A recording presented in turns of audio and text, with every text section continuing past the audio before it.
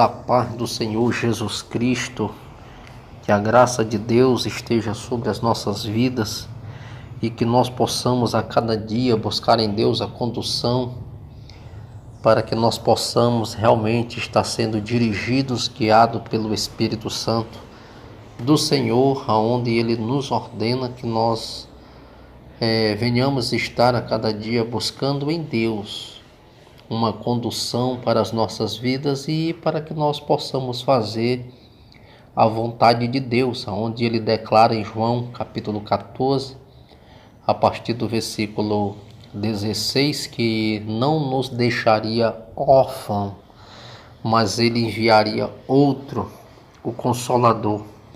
Então é o Espírito Santo que nos conduz. E uma coisa que eu quero deixar para a nossa meditação é que um dos propósitos de Jesus Cristo deixou para que a igreja ela pudesse dar continuidade à obra a qual ele estabeleceu, é que nós venhamos evangelizar essa missionária.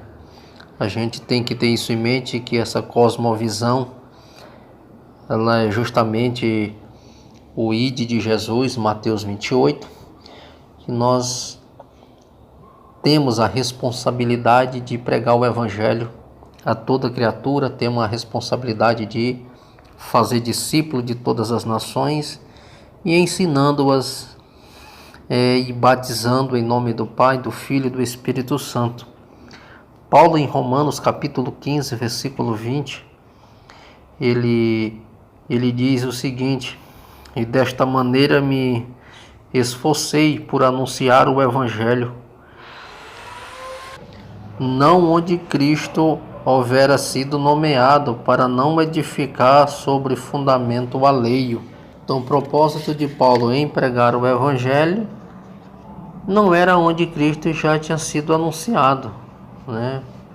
Mas o propósito dele era de expandir, de expansão realmente do Evangelho de Cristo Jesus, para que viéssemos realmente dar sequência àquilo que Cristo fizera, ou seja, começou a fazer, dando assim a oportunidade para aqueles que ainda não tiveram a oportunidade de ouvir o Evangelho, agora eles tivessem, né?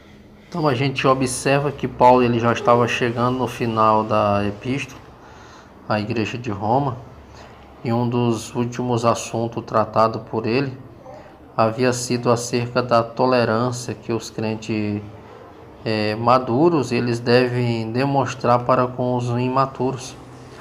A solução dos problemas estavam em saber equilibrar a liberdade com o amor cristão. E a gente observa que o apóstolo ele deseja expor o que estava em seu coração, o desejo de levar o Evangelho da graça de Deus a terras ainda não alcançadas. Então essa era a visão do apóstolo Paulo, que todos tivessem a oportunidade de ouvir o Evangelho do Senhor Jesus Cristo e ser alcançado por esta palavra. Então ele desejava expor isso aos irmãos de Roma, aos membros de uma igreja que fez o mundo inteiro ouvir o eco, né, da sua fé. A gente vai conferir isso lá em Romanos capítulo 1, verso 8, que Paulo desejava que a igreja ouvisse o eco da sua fé, e que eles deveriam apoiá-lo nessa missão, nesse empreendimento missionário.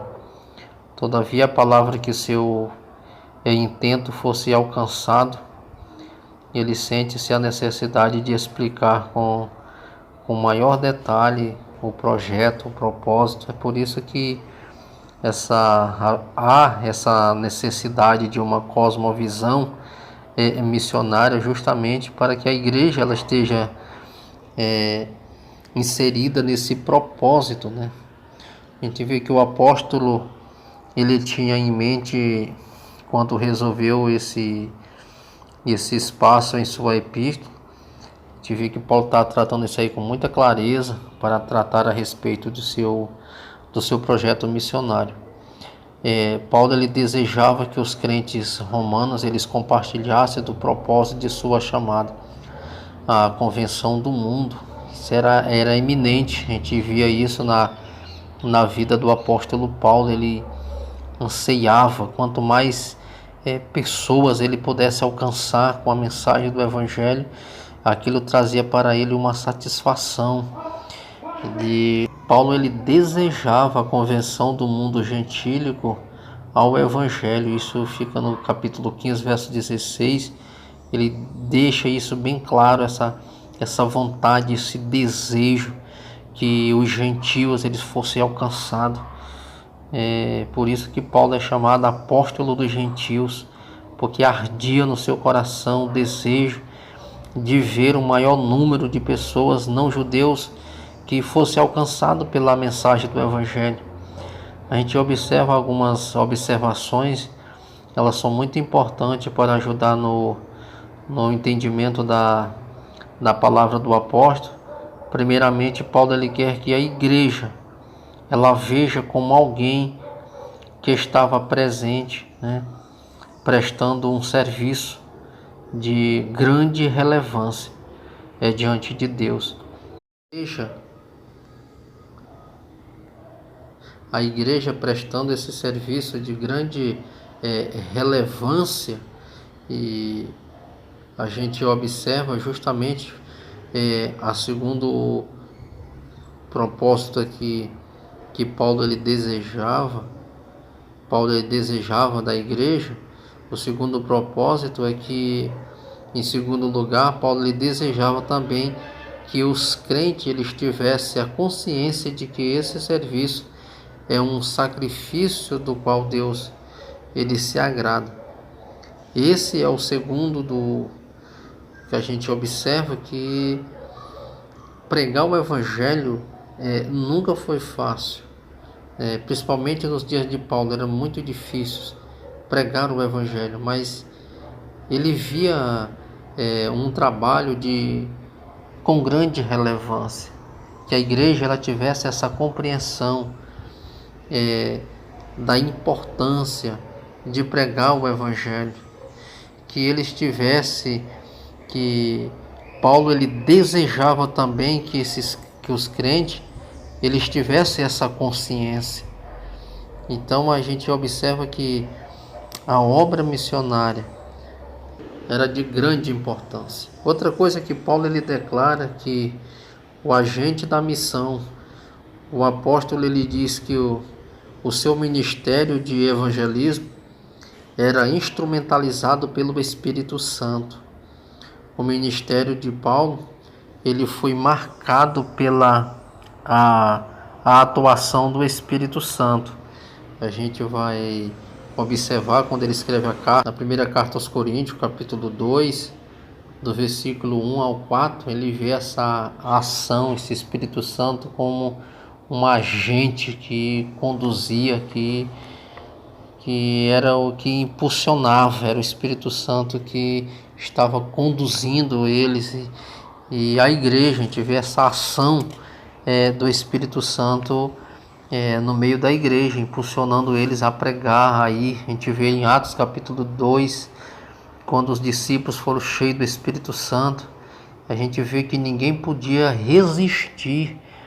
A Bíblia diz que os espíritos imundos não resistiam à autoridade que estava na vida de Filipe. Os demônios em Samaria saíam gritando. Então a gente vê que o Espírito Santo é o agente da igreja, o agente missionário.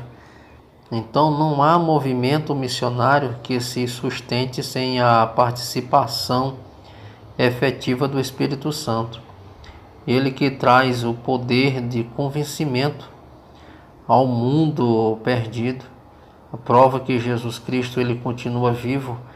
A palavra mais simples, as credenciais de um ministério autêntico são dadas pelo Espírito Santo. O movimento pentecostal é uma prova viva de que o Espírito Santo é o mais poderoso né, a mais poderosa força, né? É a mais poderosa força. A gente observa isso justamente mais geradora de missões. A gente vê que é o Espírito Santo que impulsiona, ele é essa poderosa força, né, gerenciadora de missões. Que a gente vê as esferas da missão. Paulo ele informa aos romanos que pregou o evangelho desde Jerusalém até aos Lírios. Um mapa da época permite ver que esses eram os pontos extremos do mundo alcançado por Paulo. Agora ele precisava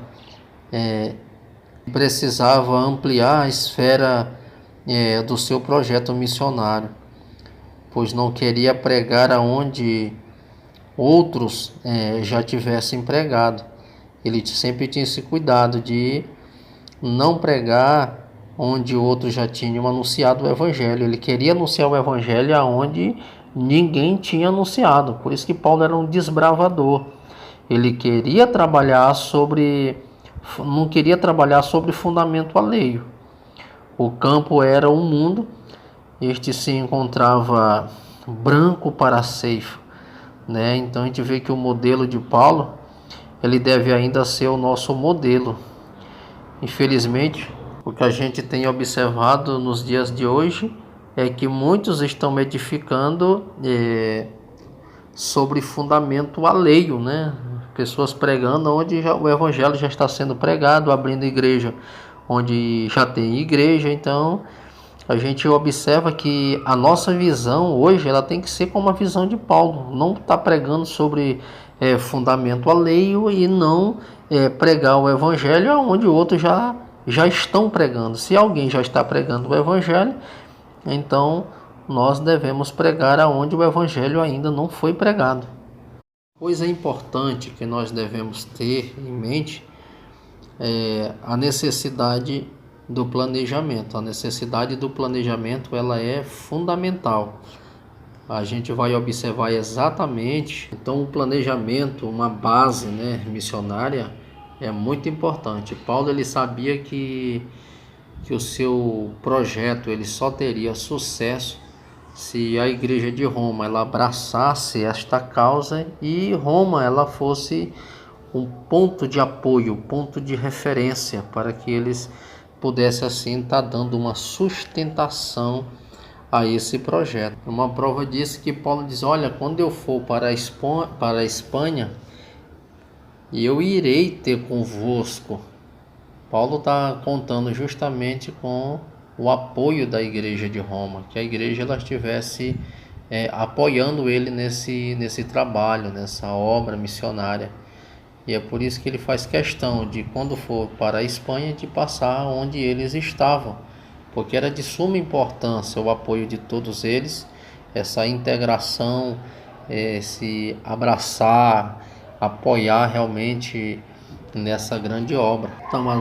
Então a gente vê que é importante também estabelecer intercâmbio, né?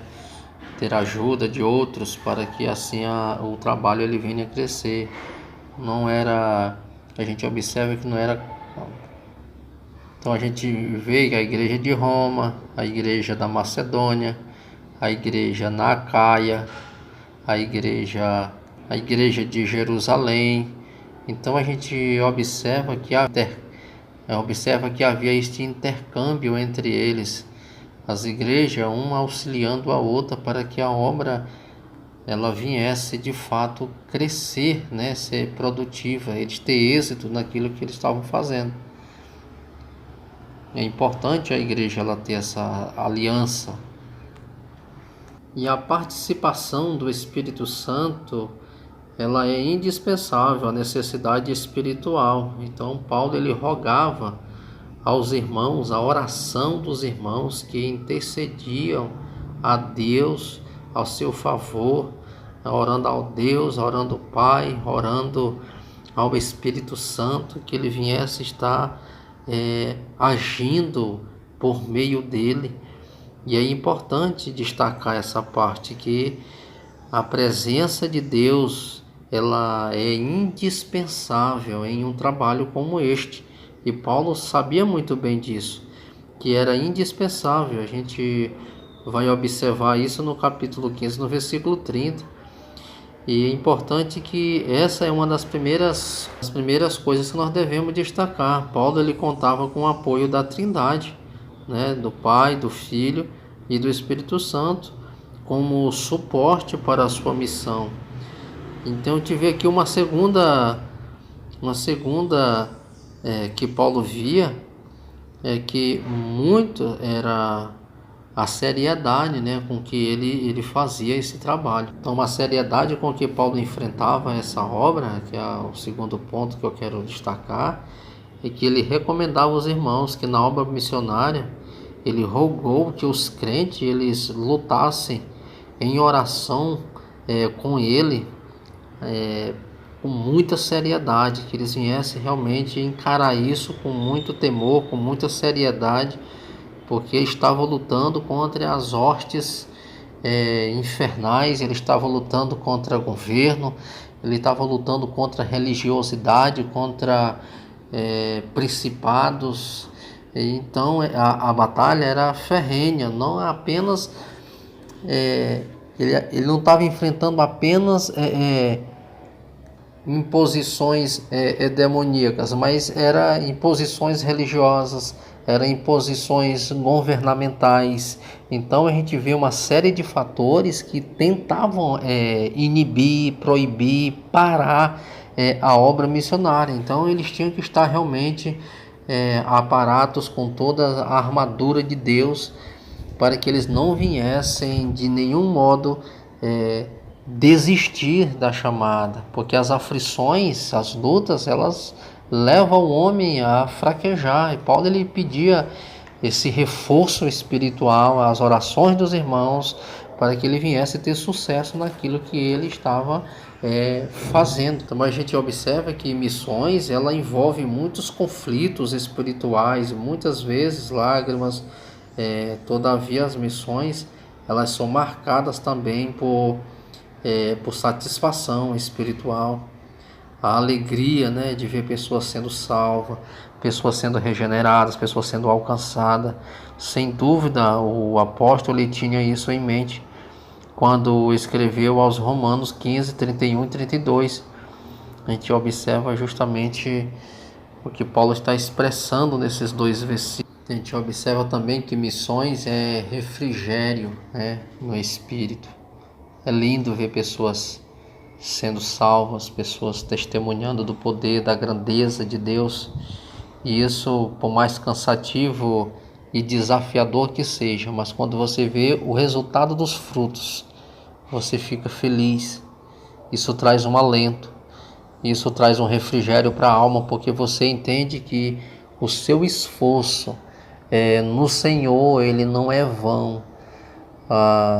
O tempo que você investiu com lágrimas, com muito esforço, você observa que naquele momento ele é recompensado, porque o Senhor vai recompensar tudo isso, redundando isso em conversão, em almas. O número de pessoas vão se multiplicando e isso traz um refrigério para a alma daquele que está se desgastando realmente no reino de Deus. Então, querido, isso aqui é um pouco dessa cosmovisão missionária, que você possa ter uma compreensão realmente